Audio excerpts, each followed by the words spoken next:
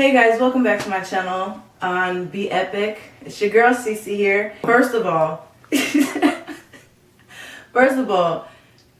you don't get paid as much as you do in the okay, wait, first of all, let me rewind. You get paid more overseas playing. But if you go in the WNBA, you get paid even more some if you play overseas, if you've been in the WNBA. So pro athletes who haven't been in the WNBA get paid a certain amount, but if you've been in the WNBA, it's like, oh my God, you know? Okay. So you get paid even more so. What are my steps to pursuing my career in ball?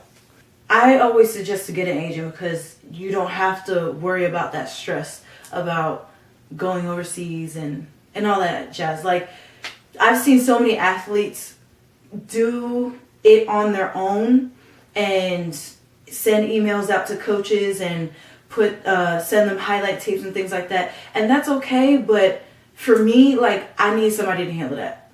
Okay, if you do decide to do it on your own, I definitely say do it for a year or two. Fill out, get a feel on a couple agents, and then pick one, because you're gonna feel a whole lot of freedom once you don't have to worry about that crap.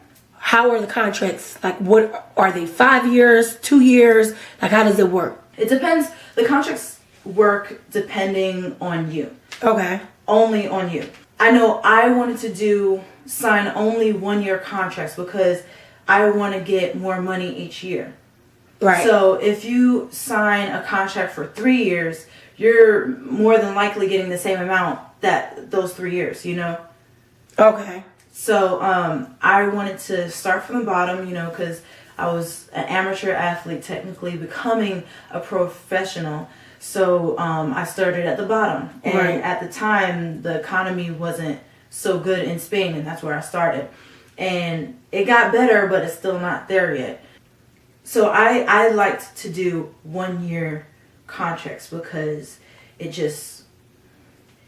it helped me through the process, get a feel of the team, feel of the area that I was going to, feel of that situation. The girls I'll be playing with who've been playing there for years, they tell me what's around the city, the living arrangements, where to go to, where not to go to, so on and so forth, blah, blah, blah. What's one of your major things you take with you that you will always remember? The number one thing that I take from playing overseas was all the girls that I played with.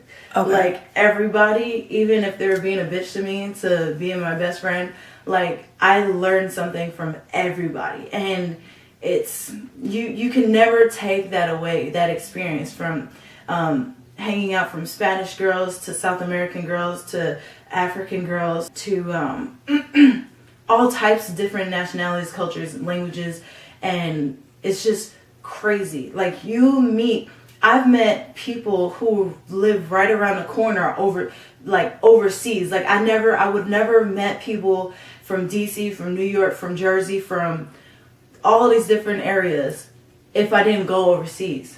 And now I have, like, even like in Texas, LA, like all these different people, even in Australia, and I've never even been to Australia, but I technically, if I were to visit, I have a small home if I were to go to, because I've been overseas with these girls for like 6, 7, 8 months at a time. And when you're going to practice like 2 times a day, having maybe 1 break out of the week, like, you have to know these girls.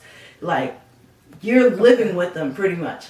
So that's the number one experience that I take away from everything. How was the experience being away from home? Like, you know, your family's not there. Okay. Being away from home is tragedy. So someone has to be prepared to depart from their family. Yes. For that long of a time. Yes, absolutely. Okay. I can tell you one thing. When I first got the call to go overseas, I was ecstatic. I hit a high. Like, nobody could stop me. I was flying through my house. I think I took about 6 laps up and down the stairs. Like, so excited. And then I realized it hit me. After 6 laps, that maybe took 2 minutes. Wow. Maybe. I literally remember laying on the carpet floor crying because I realized how much I was gonna miss home. Was the money worth it? Honestly, I take the experience over the money. So with my experience, no, the money was not worth it. But through everything else, it was. I can say I did it. I gave it 4 years and a chance. I can say I was a professional athlete for 4 years overseas. Did you get paid when you're supposed to get paid? Okay, so you definitely have to keep a watch of your payments. And like people don't believe that you gotta check off every little knick-knack thing that you do or what the club pays for, and then they'll try and pull you over. Like they put it under the last club I was with, they put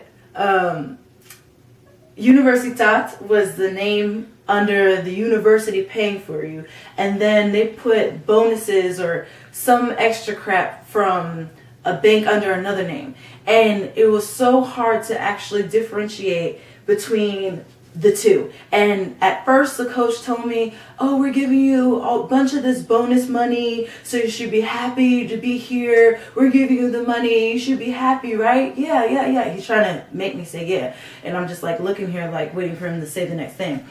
So you have to check off everything. And at the time, like it's just a war. I mean, you could say it's a dog eat dog world. Yes, underdog, I'm not so sure, but you definitely have to keep check of everything, and that's from what you pay for to what's on the contracts yet again, and all this other crap. Like you have to, and also you're overseas to save money. You know, you don't want to be paying it so much for food, so much for clothing. Like when I first went overseas, they gave me groceries every week.